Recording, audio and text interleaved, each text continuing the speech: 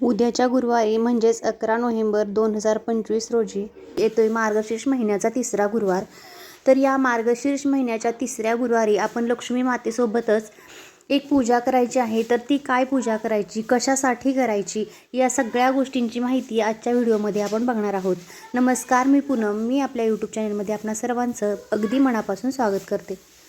मार्गशीर्ष महिना हा अत्यंत पवित्र महिना मानला जातो आणि या महिन्यात केलेल्या सगळ्याच सेवा ह्या आपल्याला अतिशय फलदायी आणि लाभदायी ठरत असतात. तर हा मार्गशीर्ष महिना हा विष्णुदेवांना अतिशय प्रिय आहे असं त्यांनी स्वतःच सांगितलेलं आहे. म्हणूनच मार्गशीर्ष महिन्यात माता लक्ष्मी ही पृथ्वीवरती वास करत असते आणि ज्या घरात माता लक्ष्मीची पूजा होते त्या घरात ती चिरंतर वास करते. पण तुम्हाला ही गोष्ट तर माहीतच असेल की लक्ष्मी ही कोणत्याही ठिकाणी स्थिर राहत नाही, ती अतिशय चंचल आहे. पण ज्या ठिकाणी भगवान विष्णूंची सेवा केली जाते त्या ठिकाणी मात्र माता लक्ष्मी सदैव स्थिर राहते. म्हणूनच असं म्हटलं जातं की माता लक्ष्मीला प्रसन्न करून घ्यायचं असेल तर भगवान विष्णूंची ही सेवा अवश्य करावी. तुम्ही बऱ्याच ठिकाणी ऐकलंही असेल की मार्गशीर्ष महिन्यात 5, 7, 9, 11 अशा पद्धतीनं तुम्हाला जेवढी शक्य आहे तेवढी सत्यनारायणाची पूजा करायची असते. नाही जमलं तर महिन्यात एक तरी, या मार्गशीर्ष सारख्या पवित्र महिन्यात एक तरी सत्यनारायण अवश्य करावं, की जे खूप महिला हे पौर्णिमेला करतात. पण मागचा जो दुसरा गुरुवार गेला तर त्या दिवशी दुसरा गुरुवारीही होता मार्गशीर्ष महिन्यातला, त्याच्यासोबत दत्त जयंतीही होती आणि पौर्णिमाही होती. त्यामुळे बऱ्याच महिलांचा सत्यनारायण करायचं राहून गेलेलं आहे. तर हा येतोय तिसरा गुरुवार. या गुरुवारी तुम्ही सत्यनारायण करायला अजिबात विसरू नका. कारण प्रत्येक दिवसाचं जसं महत्त्व आहे तसं प्रत्येक दिवसाला कोणत्या देवाची उपासना केली पाहिजे यालाही तितकंच महत्त्व आहे. तसंच गुरुवारी माता लक्ष्मी आणि भगवान विष्णूंची सेवा केलेली त्यांना अतिशय प्रिय असते. म्हणूनच मार्गशीर्ष महिन्याच्या गुरुवारी माता लक्ष्मीची पूजा करतो. त्यासोबतच आपल्याला भगवान विष्णूंसाठीही सत्यनारायणाची पूजा करायची आहे. त्याच्यासोबतच आणखी एक गोष्ट तुम्ही करू शकता की विष्णू भगवानांना अतिशय प्रिय असलेली तुळशी माता, की जिला हरिप्रिया म्हटलं जातं, तर गुरुवारीच या दिवशी तुळशीची तुम्ही मनोभावे पूजा करायची आहे. गुरुवारी तुळशीला कच्चं दूध अर्पण करायचं, हळदी कुंकू अक्षता आणि फूल व्हायचं. जर तुमच्याकडं छोटी कुंडीतील तुळस असेल तर ज्या ठिकाणी आपण लक्ष्मी मातेचं पूजन करतो त्याच्याच शेजारी आपल्याला एक छोटासा पाट मांडायचा आहे आणि त्याच्यावरतीही तुळशीचं ते छोटंसं रोप ठेवून त्याचीही पूजा करायची आहे. कारण भगवान विष्णूंना तुळस ही अतिशय प्रिय आहे. आता आपण बघूयात की सत्यनारायण करण्याची सोपी आणि साधी पद्धत काय आहे, किंवा अगदी सोप्या साध्या पद्धतीनं पूजा मांडणी करून तुम्ही घरातल्या घरात सत्यनारायण कसं करू शकता ते. चला तर व्हिडिओला सुरुवात करूया. त्या अगोदर जर तुम्ही या चॅनलवरती नवीन असाल तर चॅनलला सबस्क्राईब करा आणि व्हिडिओ आवडला तर व्हिडिओलाही लाईक करायला विसरू नका. सत्यनारायणाची पूजा मांडून घेण्यासाठी आपल्याला इथं एक चौरंग घ्यायचा आहे. त्याच्यावरती पांढऱ्या रंगाचं वस्त्र अंथरायचं.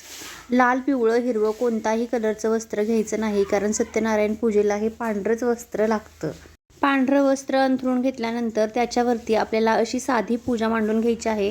पहिल्यांदा तर कलश स्थापन करायचा. त्याच्यासाठी थोडंसं वाटीत गहू घेऊन त्याची खाली रास करायची. त्या गव्हाच्या राशीवरती आपल्याला पाण्यानं भरलेला तांबडा तांब्या ठेवायचा आहे. त्या तांब्यामध्ये एक सुपारी, 1 रुपयाचं नाणं, हळद कुंकू अक्षदा आणि एखादं फूल व्हायचं. त्याच्यावरती आपल्याला विड्याची 5 पानं ठेवून द्यायची आहेत आणि त्याच्यावरती एक तांबडं ताम्हण ठेवायचं. आता त्या ताम्हणामध्ये आपल्याला भगवान विष्णूंची पूजा करायची आहे. म्हणजे आपल्या घरात, देवघरात जो बाळकृष्ण असतो तर तो पूजायचा असतो. तर त्याच्यासाठी त्या ताम्हणात आपल्याला थोडंसं तांदूळाची रास करून घ्यायची आहे. तांदूळ ठेवायचं. त्या तांदळावरती आपल्याला बाळकृष्णांची स्थापना करायची, त्याला फुलं वगैरे व्हायची. जर तुमच्या घरात सत्यनारायण महाराजांचा फोटो असेल तर तोही तुम्ही पाठीमागच्या बाजूला ठेवू शकता. जर तो नसेल तर पूजा साहित्यात आपल्याला सत्यनारायण पूजेसाठी साहित्य मिळतं. तर तो पुडा असतो ना, तर त्या पुड्यावरही सत्यनारायण महाराजांचा फोटो असतो. तर तो पुडाही बॅक साईडला तुम्ही पूजला तरीही चालू शकतं. त्याच्यानंतर आपल्याला 3 जोड विड्यांची पानं ठेवायची आहेत आणि त्याच्यावरती 3 सुपाऱ्या पूजून घ्यायच्या आहेत. तर पहिली सुपारी असते ती गणपती बाप्पाची असते, दुसरी सुपारी असते तर ती कुलदेवाची असते आणि तिसरी सुपारी ही वरुण देवतेची असते. तर आता आपल्याला या 3ही जोड पानांची व्यवस्थित पूजा करून घ्यायची आहे आणि त्यांना साखरेचा, खडी साखरेचा, दूध साखरेचा जो तुम्हाला शक्य असेल तर तो नैवेद्य तुम्ही दाखवायचा आहे. आणखी एक नैवेद्य जो सत्यनारायण पूजेत लागतो तो म्हणजे शिऱ्याचा नैवेद्य. शिरा हा मस्ट आहे, त्याला ऑप्शन हा नाही आहे. पण जो हा शिऱ्याचा प्रसाद आहे तर तो आपण घरगुतीच घरातच खायचा आहे. बाहेरच्या कुणाला द्यायचा नाही. घरात जेवढे मेंबर असतील तर त्यांना तुम्ही घरातला हा शिऱ्याचा प्रसाद देऊ शकता. पहिली तर आपण उजव्या बाजूला जी सुपारी आहे तर त्याची पूजा करून घ्यायची. गणपती बाप्पा स्वरूपात आपल्याला त्या सुपारीला पुजायचं आहे. तर त्या सुपारीला हळद कुंकू अर्पण करायचं. त्याच्यानंतर थोड्याशा अक्षताही अर्पण करायच्या. एखादं फूल असेल तर ते फूल वाहायचं. जर तुम्हाला यावेळी जास्वंदीचं फूल मिळालं तर गणपती बाप्पांना जास्वंदीचं फूल हे अवश्य अर्पण करा. त्याच्यासोबतच 21 दुर्वांची जुडी जी गणपती बाप्पांना अतिशय प्रिय आहे तर ती 21 दुर्वांची जुडीही तुम्ही पूजू शकता. त्याच्यानंतर एक चौकोनी भरीव मंडल काढायचं. त्याच्यावरती साखरेची वाटी ठेवायची आणि गणपती बाप्पांना नैवेद्य दाखवून द्यायचा. त्याच्यानंतर आपल्याला मधल्या जोड पाण्याची पूजा करून घ्यायची आहे की जी कुलदेवतेची आहे. तर तिलाही आपण हळद कुंकू अर्पण करताना, हे माता मी तुला हळदी कुंकू अर्पण करत आहे. हे कुलदेवता मी तुला अक्षदा अर्पण करत आहे. त्याच्यानंतर हे कुलदेवता मी तुला फूल अर्पण करत आहे असं म्हणायचं. आणि त्याच्यानंतर इथंही आपल्याला धूप दीप आणि आरती ही ओवाळून घ्यायची आहे. त्याच्यानंतर इथंही एक भरीव मंडल काढायचा. त्याच्यावरती साखरेची वाटी ठेवायची आणि तिलाही नैवेद्यम समर्पयामी म्हणून आपण साखरेचा नैवेद्य दाखवून घ्यायचा आहे. त्याच्यानंतर जी तिसरी सुपारी आहे तर ती सुपारी आहे वरुण देवतेची. तर त्यालाही अशाच पद्धतीनं आपण पूजून घ्यायचं आहे. पहिल्यांदा हळद कुंकू वाहून घ्यायचं आणि म्हणायचं हे वरुण देवता मी तुम्हाला हळदी कुंकू अर्पण करत आहे. त्याच्यानंतर अक्षदा वाहायच्या आणि अक्षदा वाहतानाही आपल्याला म्हणायचं आहे की हे वरुण देवता मी तुम्हाला अक्षदा अर्पण करत आहे. त्याच्यानंतर फूल वाहायचं आणि म्हणायचं हे वरुण देवता मी तुम्हाला फूल अर्पण करत आहे. ज्या पद्धतीनं पुस्तकामध्ये दिलेलं आहे सत्यनारायणाच्या त्या पद्धतीनं तुम्ही प्राकृत किंवा संस्कृत भाषेत म्हटलं तरीही चालू शकतं. पण साध्या सोप्या पद्धतीनं अशी पूजा केली तरीही चालू शकते. त्याच्यानंतर पुन्हा एक भरीव मंडल काढायचं. त्याच्यावरती साखरेची वाटी ठेवायची आणि काही नैवेद्य अर्पण करून घ्यायचा. आता ह्या नैवेद्यांमध्ये आपण तुळशीपत्र ठेवायचं आहे, कारण कोणत्याही नैवेद्यामध्ये तुळशीपत्र ठेवत असतो. पण जो गणपती बाप्पाचा नैवेद्य आहे ना तर त्याच्यामध्ये आपल्याला तुळशीपत्र अजिबात ठेवायचं नाही, चुकूनही ठेवायचं नाही. आता इथं सगळ्यात पहिल्यांदा जो सत्यनारायण भगवानांचा फोटो आहे तर त्यांनाही हळदी कुंकू लावून घ्यायचं. अक्षदा व्हायच्या, फूल व्हायचं.